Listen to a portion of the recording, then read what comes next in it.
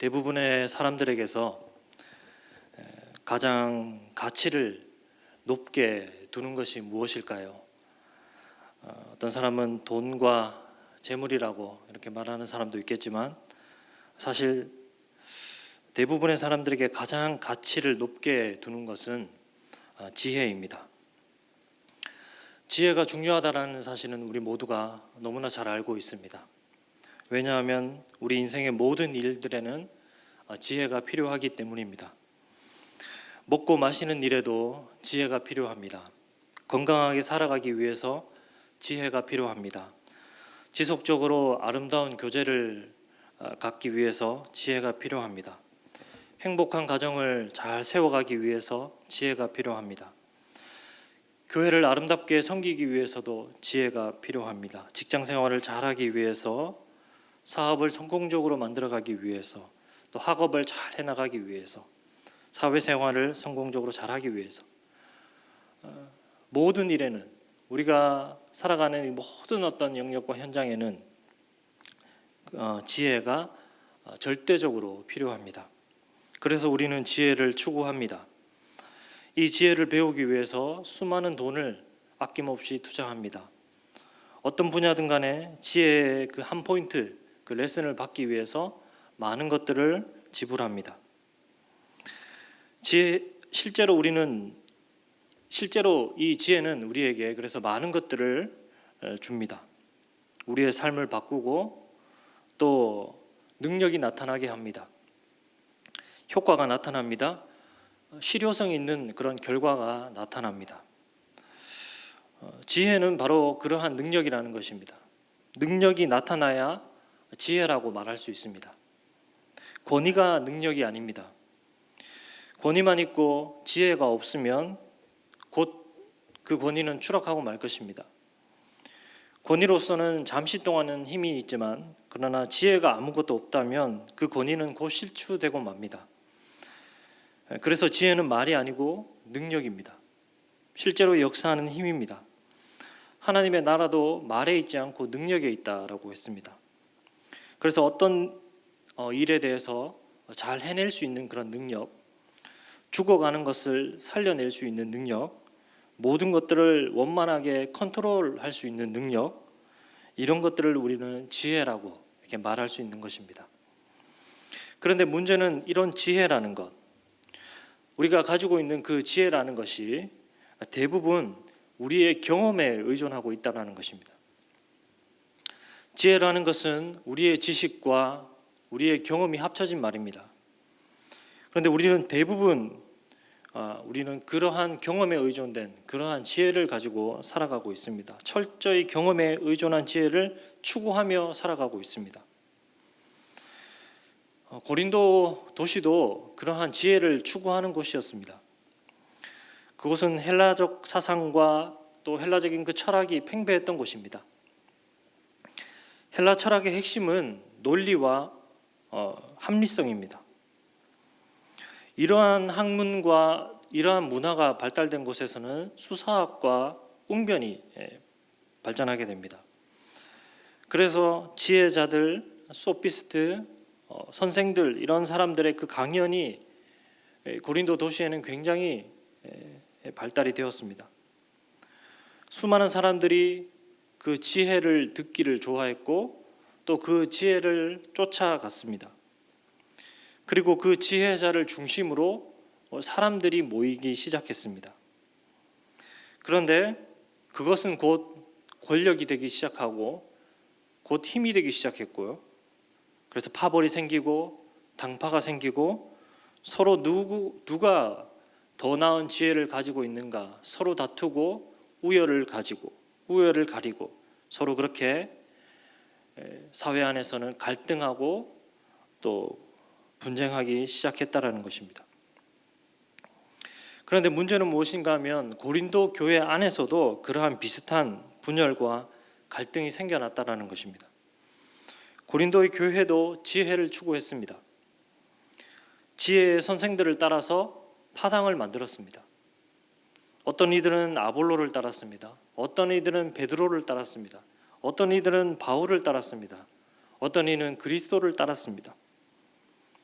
정작 그 선생들은 그렇게 하기로 동의한 적도 없는데, 그렇게 함께 한 적도 없는데 자기네들끼리 그렇게 모여서 우리 선생이 가장 최고라고 그렇게 서로 모이고 당파를 짓고 그렇게 힘을 거르고 권력을 다투고 있는 것입니다.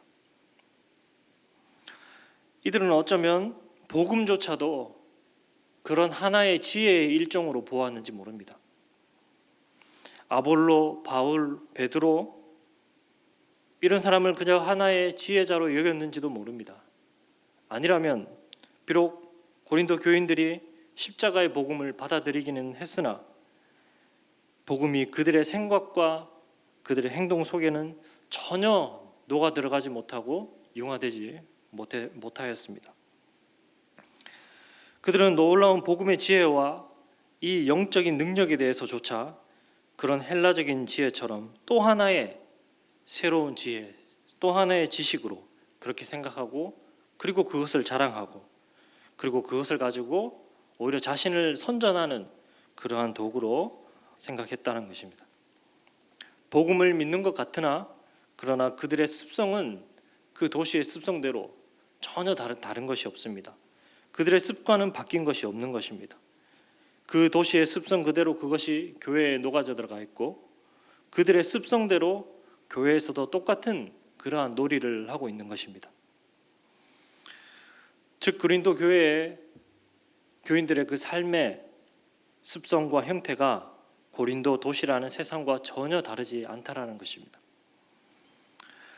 제가 지혜라는 것은 능력이라고 말씀을 드렸습니다. 그런데 지금 보게 되면 이들에게서 나타나는 이들의 그 지혜에게서 나타나는 그 능력은 무엇입니까?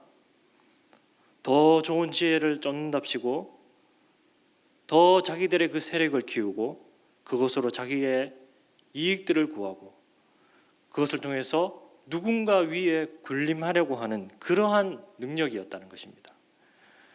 이들에게서 나타나는 그 지혜, 그 능력이라는 것은 남들을 군림하기 위한 능력이었습니다. 자신들의 지위와 자신들의 선전을 위한 그러한 지혜였습니다. 바울은 오늘 그들이 쫓고 있는 그러한 지혜는 지혜가 아니다라고 이야기를 하고 있습니다. 진정한 지혜가 무엇인지 바울은 오늘 설명하는데 18절 보게 되면 이렇게 말씀합니다. 우리 함께 읽도록 하겠습니다. 십자가의 도가 멸망하는 자들에게는 미련한 것이요 구원을 받는 우리에게는 하나님의 능력이라. 바울은 이렇게 말합니다. 지혜는 십자가이다. 참된 능력이라는 것은 지혜는 십자가이다 라고 말씀하고 있습니다. 그런데 생각해 보십시오. 십자가에 여러분 무슨 능력이 나타납니까? 십자가를 봤을 때 십자가에 여러분 무엇입니까? 십자가를 통해서 무슨 어떤 실효성이 있는 그런 능력이 나타납니까? 십자가라는 것은 우리가 알다시피 가장 잔인한 방식의 그런 사형틀입니다. 가장 야만적이고 가장 끔찍한 그러한 처형입니다. 요세푸스라는 학자는 그 십자가에 대해서 이렇게 묘사합니다. 사지를 뽑고서 처벌을 받을 때 그들은 사형틀을 그들의 운명으로 받아들인다. 그들은 포박을 당하여 가장 뼈아픈 고통을 받으며 못 박힌다. 그들의 시체는 새들의 먹이가 되고 개들은 모질게 씹어먹는다. 너무나도 이 십자가라는 것은 잔인하고 수치스러운 것입니다. 잔인한 그 처형도 처형이지만 십자가라는 것은 그 사람을 벗기고 눈에 띄는 장소, 눈에 띄는 그 거리, 그런 공개적인 장소에서 하게 됩니다. 그럼으로써 처형당하는 사람에게 최대한 수치를 주는 것이죠. 그리고 대부분의 경우 십자가형이라는 것은 매장을 시키지 않습니다. 그래서 십자가에 그대로 걸어놓는 것입니다. 그래서 맹수와 새들의 먹이가 되게 합니다. 그래서 죽어서까지 사람을 완전한 수치와 그 굴욕을 주게 되는 그러한 형벌입니다. 특히 이 로마인들에게 있어서는 이 십자가라는 것은 그 형벌의 그 가혹함 때문에 하류계층, 또 천민 계층에게는 이 십자가 형벌을 적용하지 않았습니다. 법 테두리 밖에 있는 사람들, 권리를 박탈당한 사람들, 노예들, 이런 사람들에게만 주는 형벌이었습니다. 사회적 지위가 있다면 십자가형을 받지 않습니다. 다른 처벌을 받습니다. 그래서 예수님은 십자가에서 죽으셨는데 가장 낮은 지위에서 그렇게 죽으신 것입니다. 그리고 십자가형을 받는 것 자체가 어떤 체제에 저항하는 것이나 반사회적이고 반국가적인 그러한 흉악한 범죄를 저지른 사람에게 주는 그런 형벌이기 때문에 십자가에 달린 것에 대해서 사람들은 그렇게 불쌍하게 여기지 않습니다. 오히려 사회적인 그런 맹비난을 퍼붓게 됩니다. 그래서 더욱더 수치스럽습니다.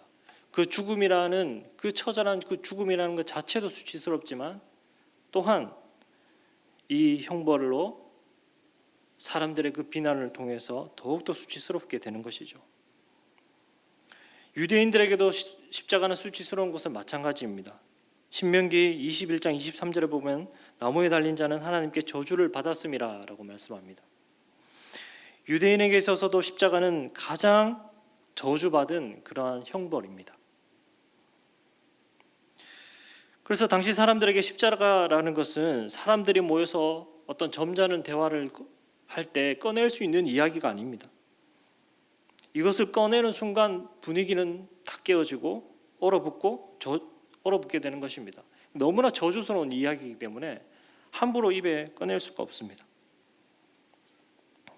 그래서 십자가라는 것은 당시의 사람들에게 있어서 너무나 불편하고 성가시고 또 해로운 소리입니다.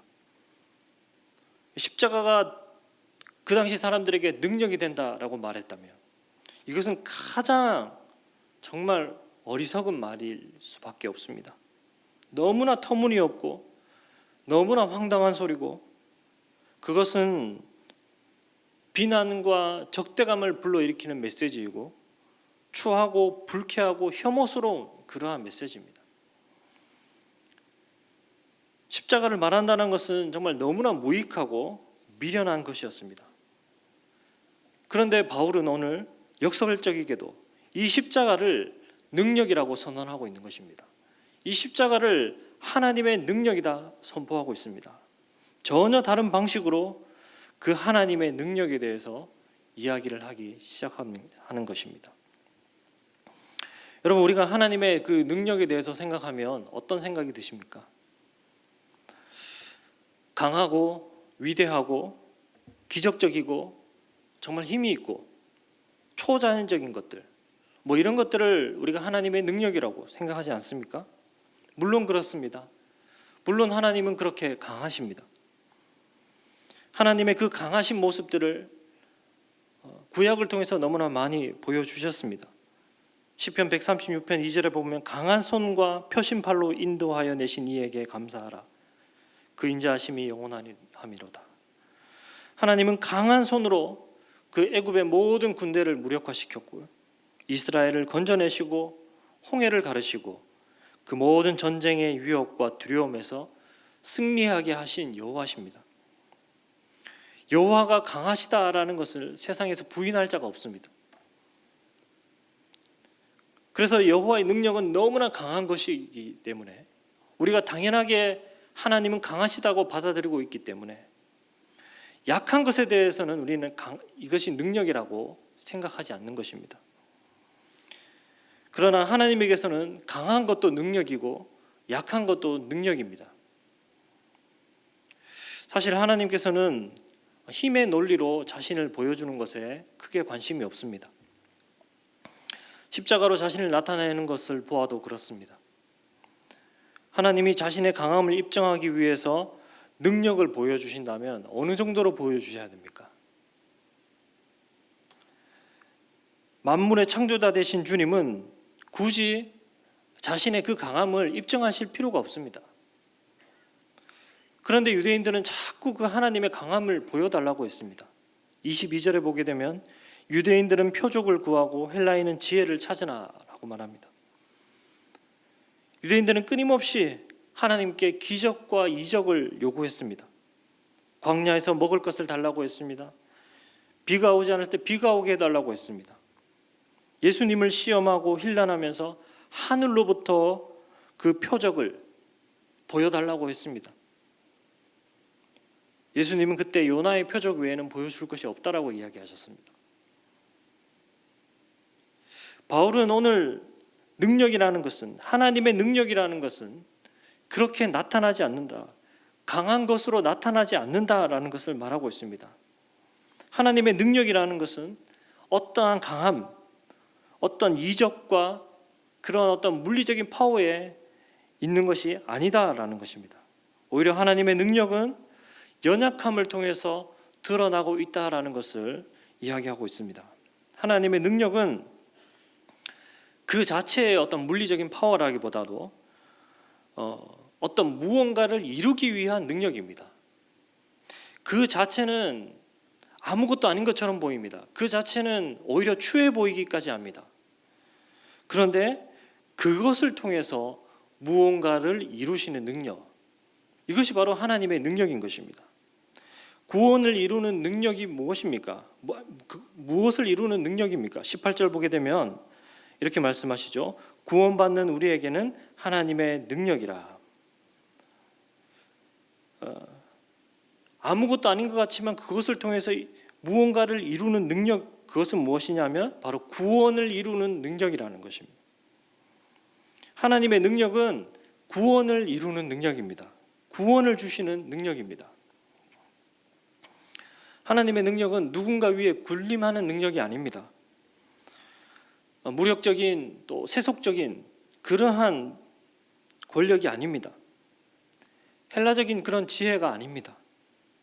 하나님의 능력이라는 것은, 그 두나미스 데우라는 그것은 신체적이고 지적이고 영적인 어떤 그런 총체적인 그러한 능력을 이야기하는 것입니다.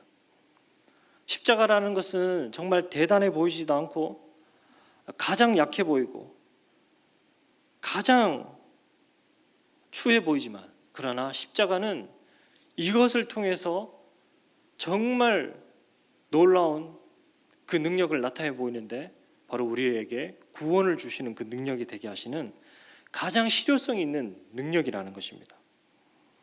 십자가는 말의 지혜가 아닙니다. 십자가는 무언가를 이루기 위한 능력, 본질적 변화를 위한 그러한 능력입니다. 십자가는 운명을 바꿀 수 있는 능력입니다. 십자가는 죽은 것을 살릴 수 있는 능력이고, 하나님의 그 생명과 연결되어서 하나님을 섬길 수 있는 가장 실제적인 능력입니다. 그리고 거룩한 삶을 살아가게 만들 수 있는 능력입니다. 그러므로 연약함이라는 것은 그 하나님의 능력의 반대가 아닙니다. 우리가 강한 것은 하나님의 능력이고 약한 것은 하나님의 능력이 아니다라는 생각을 하지만, 하나님의 능력의 반대는 연약함이 결코 아닌 것입니다. 하나님의 능력의 반대는 그러므로 어리석음입니다. 왜냐하면 이 어리석음이야말로 정말 사람으로 하여금 멸망의 길을 걷게 만들기 때문입니다. 어리석음이야말로 아무런 효과도 열매도 없는 그러한 헛된 것들을 추구하게 만듭니다. 이 어리석음은 결코 하나님의 능력을 가져올 수 없습니다. 하나님께서 약하다고 구원 못하시는 것이 아닙니다. 약한 것은 하나님께서 일하시는데 아무런 지장이 없습니다. 오히려 이 약한 것으로 훨씬 더 많은 것들을 드러낼 수 있습니다.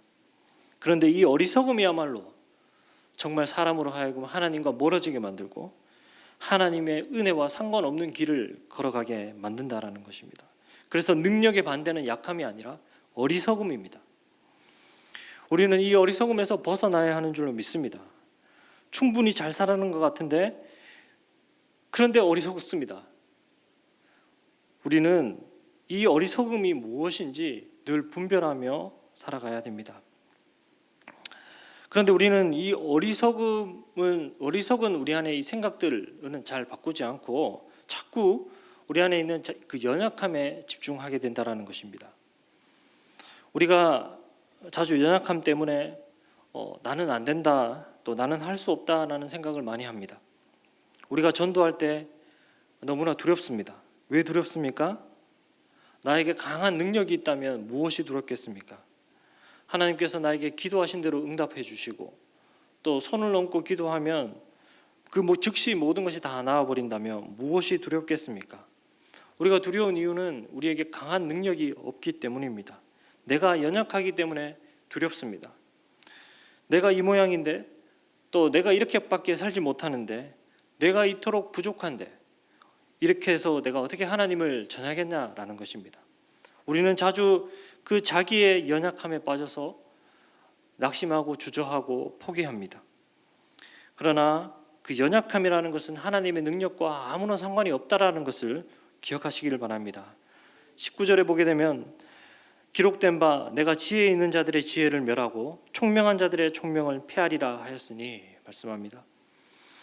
오히려 하나님은 이 사람의 이 모든 지혜와 이 총명함을 거두시고 하나님의 방법으로 일하신다라는 것입니다.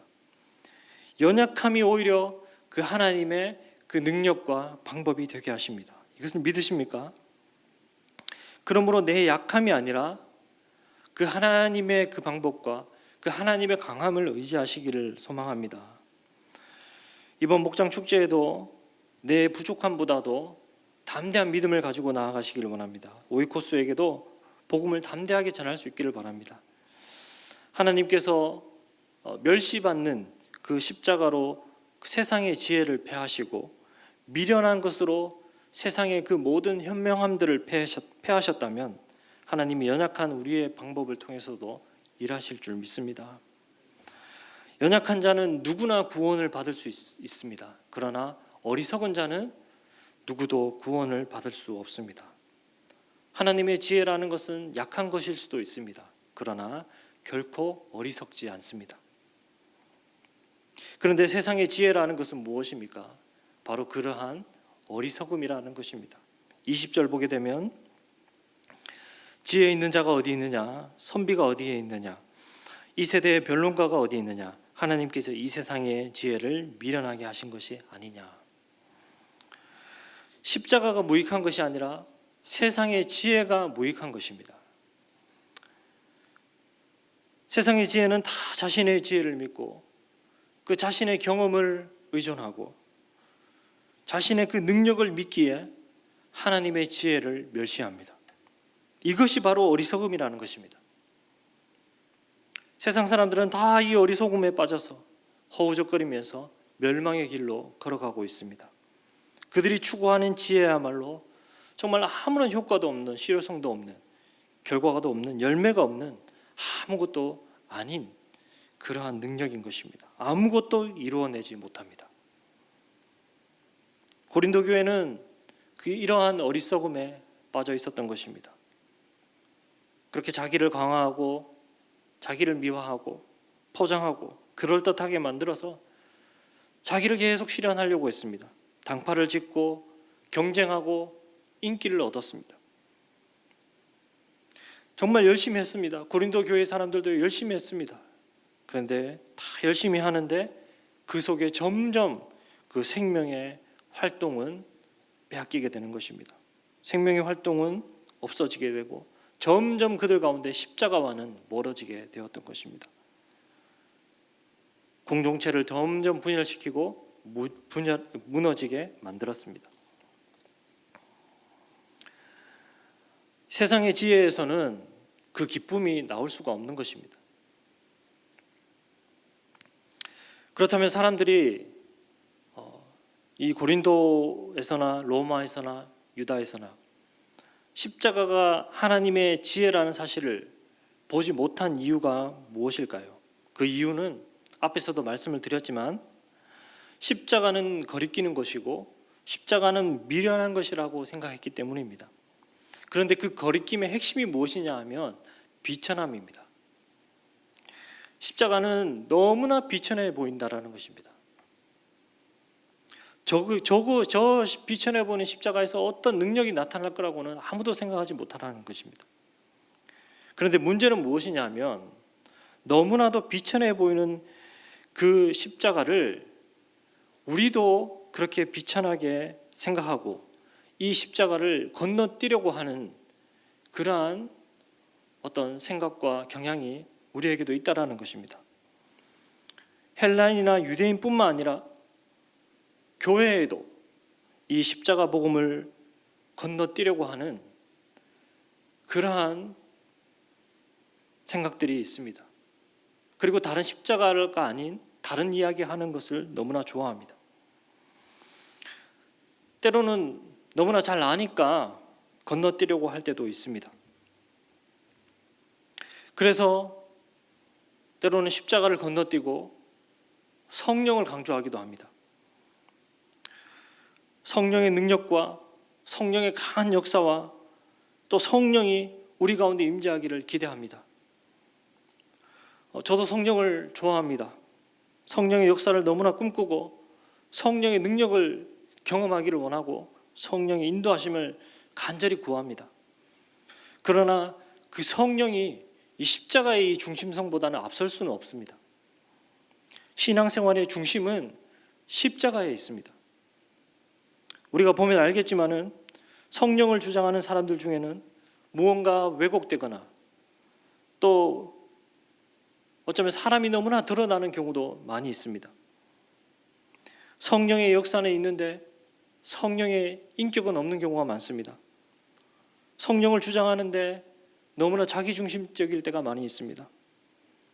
성령의 인도하심인데 교회와 하나님 나라에 유익을 주지 못할 때가 많이 있습니다. 그러나 십자가 앞에서는 십자가는 정말 우리를 하나님 앞에서 바른 그런 신앙의 그런 감각을 살려줍니다. 십자가 앞에서는 참된 경건과 참된 신앙을 우리는 배울 수 있습니다. 십자가 앞에 나아갈 때 그리스도께서 우리를 위해서 죽으심으로 우리가 어떠한 우리의 죄라도 용서받았다는 사실을 우리가 알게 됩니다. 십자가 앞에 나아갈 때 나의 모든 죄와 속박과 이 연약함을 그리고 나의 이 모든 실패를 하나님께서 해결해 주셨고 자유케 해주셨다는 사실을 알게 됩니다. 십자가 앞에 나아갈 때 십자가를 통해서 보여주시는 그 하나님의 사랑을 알게 됩니다. 십자가 앞에 나아갈 때 그 미련해 보이는 곳으로 우리를 회복시켜 주시는 하나님의 지혜를 알게 됩니다.